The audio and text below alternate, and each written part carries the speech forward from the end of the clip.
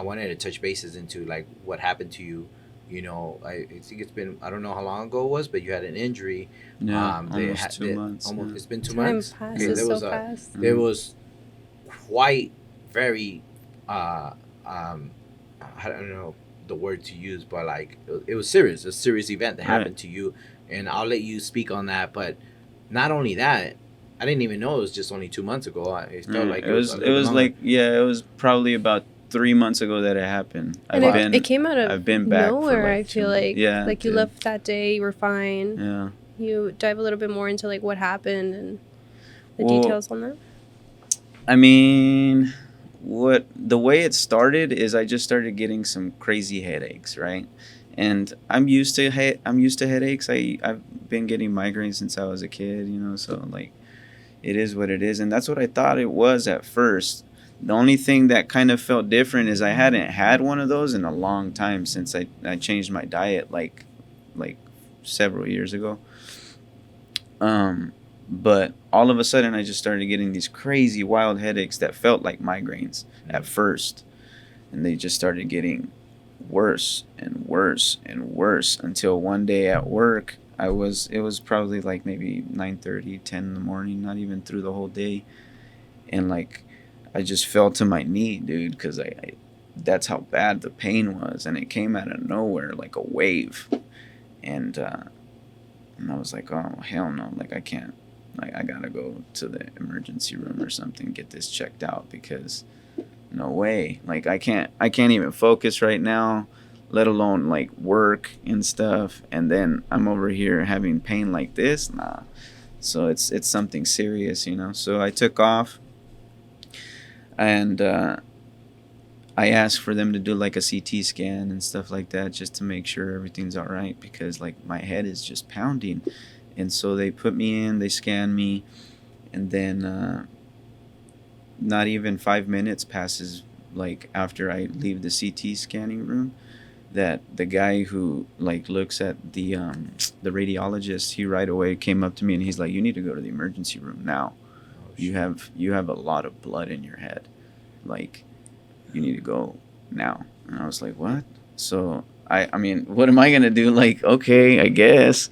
Like I was just going with the flow, right? And everyone was kind of tripping out that I was like so calm about it. But what am I gonna do? Stress out?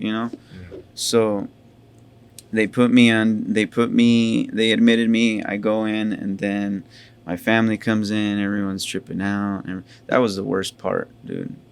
That was the worst part of it all, like the pain and all that, like the recovery. The worst part was seeing the look on everyone's faces, like everyone worried, you know and that was the hard part. But anyways, they took me in, right? Surgery, it was like 2 in the morning. They took me in. What had happened is there was like a big subdural hematoma inside my head, and it was like a bunch of blood collecting and pushing my brain to Oh, one side of my skull. And my brain had already shifted over like a millimeter and a half to one side, and that's what was causing the crazy headaches. Is my brain was just getting squeezed. So they cut my skull, right, and then they sucked the blood out, and then they stitched it back. Well, they stapled it back up, put it back together. I got a plate in here and stuff, and then I'm waking up, and I'm just like, hey, Christian, like my nurse or whatever at the time was like, what's up, Christian? Everyone was like tripping, like, oh my God, like, how do you even remember his name? Like, usually people have a hard time coming back to, like, after this surgery, right? Right. Because it's brain surgery, it's a craniotomy. And so I was just like, what's up? What's going on? They take me to my room, and then, dude, I look at my face. My face is like beat up because of what they were doing. My eyes like all swollen. I got the staples on my head. I'm like, dang, like Frankenstein. But after that, it was just a long hospital stay, like a week. I was in the hospital just trying to recover, and there was there was another procedure that they were supposed to do, which is like an embolization. So where I started bleeding, they wanted to go in and like burn it to cauterize it so it doesn't happen again, right?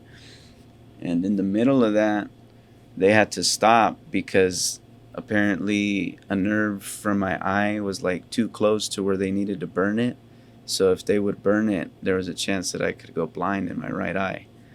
And so he stopped, and I was like, I'd rather keep my vision, dude. Thank you. That's fine. I'll just take it easy, you know?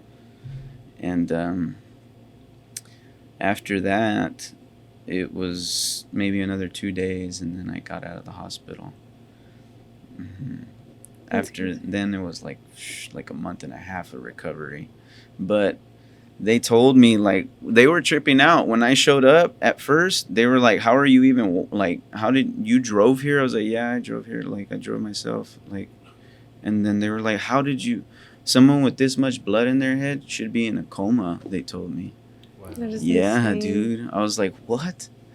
And they're like, you drove here, you went to work today, what are you doing? Like, no, you can't. I was like, well, how the hell am I supposed to know? I didn't know that, and that's why I'm here, you know what I mean? And then usually people need like a good amount of physical therapy, speech therapy. Sometimes like there's memory loss, and thankfully, bro, like I'm good. Like none of that. I was able to get out of my bed, walk around.